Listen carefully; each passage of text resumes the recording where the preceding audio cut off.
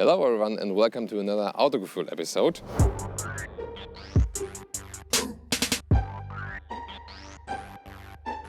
Today we're taking a look at the new Audi A6 family. There's been a facelift. Basically we have changes on the exterior. For example, we got new headlights. We also got new lights in the rear. We got new engines. They are supposed to be more fuel saving. And we got updates in the multimedia system.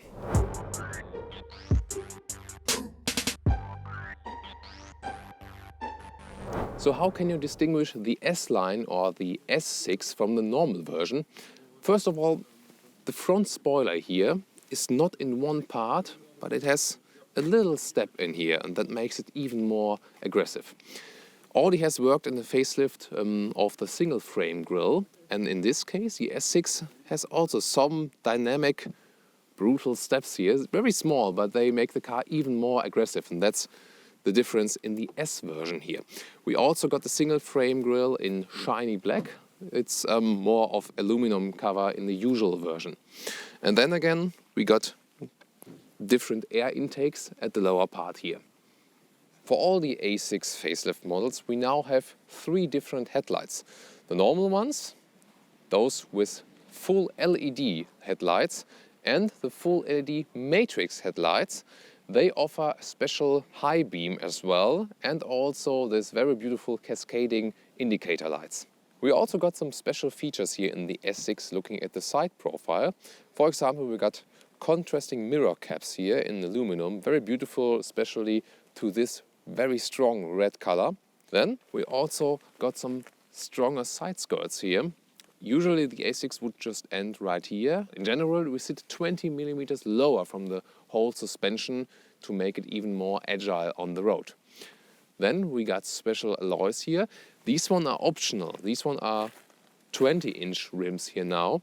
And we see the gray brake calipers.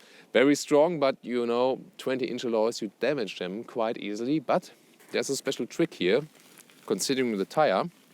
Because you see the rim sits a little bit inside and the tire is a little bit overlapping, and that protects the rims from damaging, for example, when you go into a parking lot. And finally, at the rear, with all A6 facelift models, we got new rear headlights. And well, sometimes, you know, you always change the headlights with a facelift, but in this case, I think it's very important because the previous A6 version, the further you go back, were partly almost ugly, I must say. And this one is really modern and dynamic now, and I really like the design here in the rear. Especially for the S6 version, we have to go lower again, because we then see 4 pipes for the exhaust, as well as a black diffuser here in the central part. And if you want to know how a normal A6 looks in the rear, just look over there. There's a modern diesel, and it looks like that at the rear part in the lower end.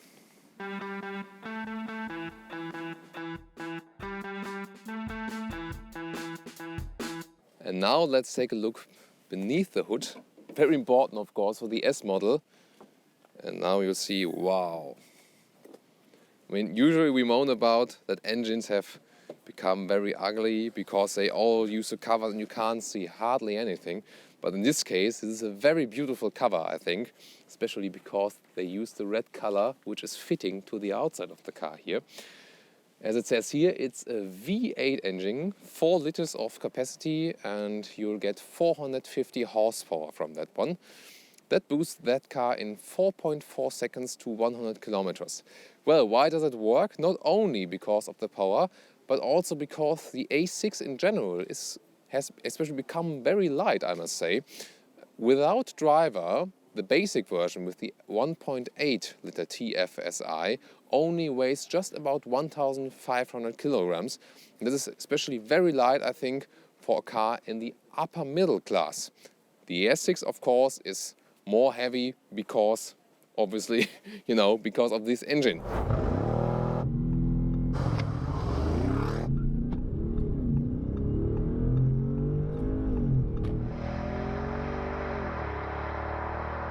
Now let's take a look at the interior of the Audi S6 facelift. Well, what do you see first? Of course, these beautiful racing seats here. You see they have a comp structure with white contrast stitches. And then, especially for tall people like me, you can also lengthen the seating here, which is very practical, especially for long journeys when you're taller. Also, you see that the headrest is integrated in the seat. This is also this typical racing style. The upper middle class, well, usually it is this quite a boring style. Some people say it's just for old people, but look at that one here now in the Audi S6 Facelift. It's really up to date. We got a carbon fiber look here, and it's also stretching the whole interior. Then we got a very nice racing steering wheel, also with the white contrast stitches. We don't have a flattened end here, but I can live with that. And I must say you have a very good handle because it's relatively small and also quite slim here. You can really have a good grab on that one. And then we have the very prominent screen here in the front. And I think it looks a little bit better than with Mercedes because this one is really fitted in here and it doesn't look so just attached on the dashboard, but really integrated in that one.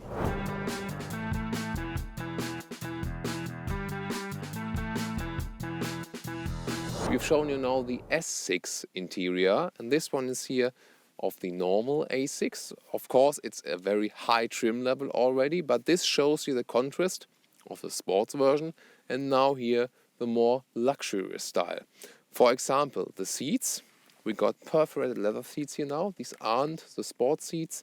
And you see this perforated leather structure.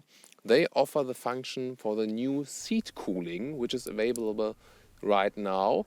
And there's also a massage function. In contrast to the very sporty look in the S6 with the carbon fiber, we have wood here, which is very elegant, I think. We also got the Quattro lettering here because this is obviously also a Quattro car. About the multimedia system, I already told you, I think it very much fits to the car. And then we can also, for example, which is very impressive, the GPS, because we got the Google Earth view here. Looks also very beautiful. The A6 is a car which is supposed to have space also in the rear compartment. And we're checking that right now. I got the driver's seat as I would have it when I'm driving. And you see I got a lot of leg space, really a lot. The seating position is also very comfortable. It's not too far in the back that feeling like on the sofa. It's rather upright, although being in a sedan. Then you see the headroom. Well, I don't have too much headroom, but I would say even for 190 it's still enough. Above 190 it could get some problems. Then you should probably go better for the Avant, for the E-State version, if it's available in your market.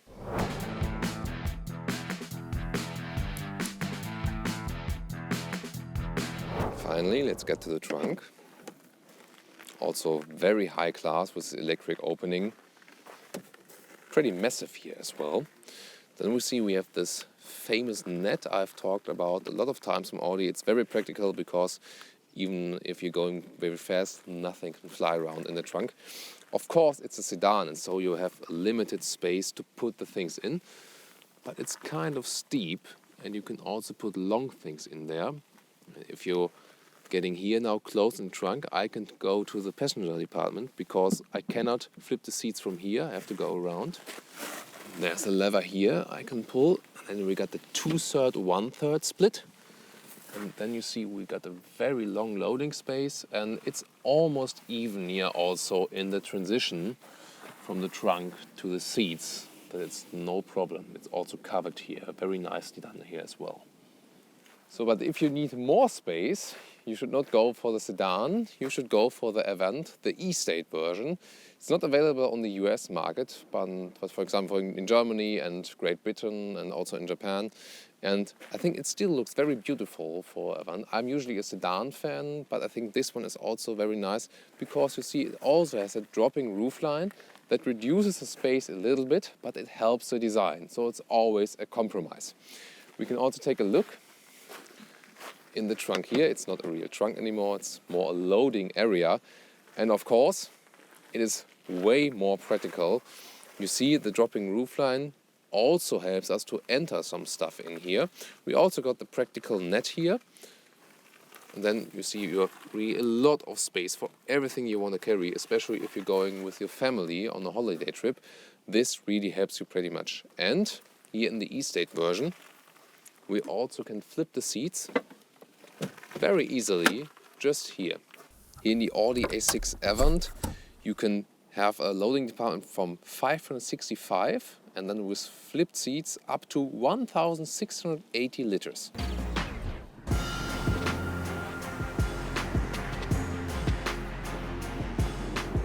My first driving impression here from the Audi A6 sedan, it is very calm, very silent, they have a very good sound isolation.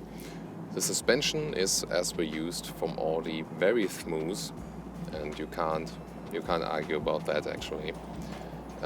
Just from the basic feeling here in the interior while driving, it used to be a little bit different from the Audi A7. The A7 was really a level higher. Now with the facelift, as the interior also grew in class, there isn't so much difference. So you might also think about, if you can't really afford an A7, you could also go for the A6 now, as it has become very beautiful here in the interior. And you also can support that with this very premium driving feeling. In this case here, we got the strongest petrol engine besides the S6. So from the normal A6, the strongest engine is here a V6 3 liter with 333 horsepower. And I really like that engine because it's so powerful and so we will get a feeling of serenity. Well, the consumption, it says it's between 7 to 8 liters on the official number, but you will never get to this. I would rather calculate with 10 or 11 liters on 100 kilometers. But this might be an engine if you say, okay, you don't want to spend so much money on the S6, but you still want a very powerful engine. Might also be very special for our American friends. Then you got a very great car with this engine. It's very silent. It's not saying I'm the most sporty engine, but it gives you so much power.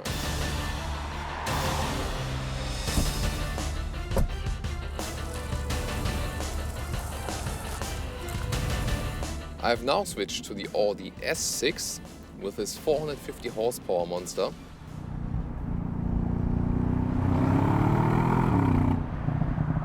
So we first had a V6 with also a lot of power, but now we got the V8, and we already feel that as soon as we push the throttle just a little bit, the car is boosting forwards. It's really incredible. So we're now going on the famous German Autobahn. Let's see how we can overtake people. So, easy to get on the motorway. And now let's see what you can, for example, do from 80 to 120.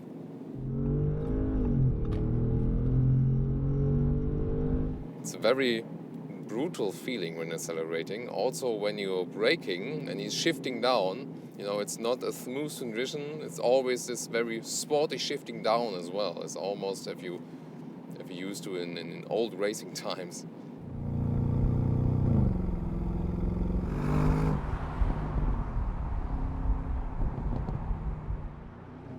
So let's test this very direct steering. See, there's no movement you wouldn't expect from the car. It's precision in its pure form.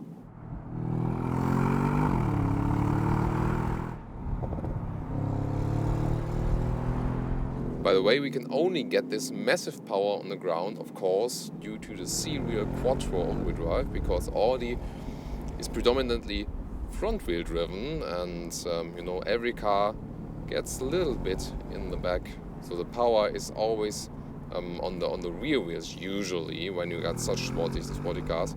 But with Audi they usually use the front wheel drive, and so you need the Quattro all-wheel drive that you have the front plus the back wheels to get all the powers. Otherwise the front wheels would just be spinning around.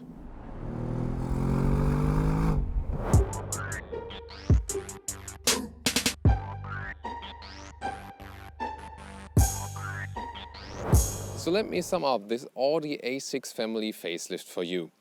I'm really impressed with the design. It is not a revolution, but it doesn't have to be. In my opinion, it should be just exactly the same way it is right now, because I think it is very refined and it keeps this traditional Audi European style.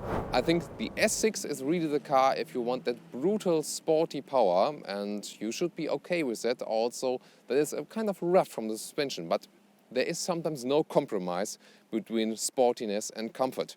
So if you rather prefer long trips and really have to use the car in your everyday drive, I would go for the A6 and maybe pick a high trim level. Also with the wood, I found that very, very beautiful. So I want to know your opinion. What car today did you like best? What about sedan, estate? What car would you go for? And in my opinion, this A6 now is as refined as ever before.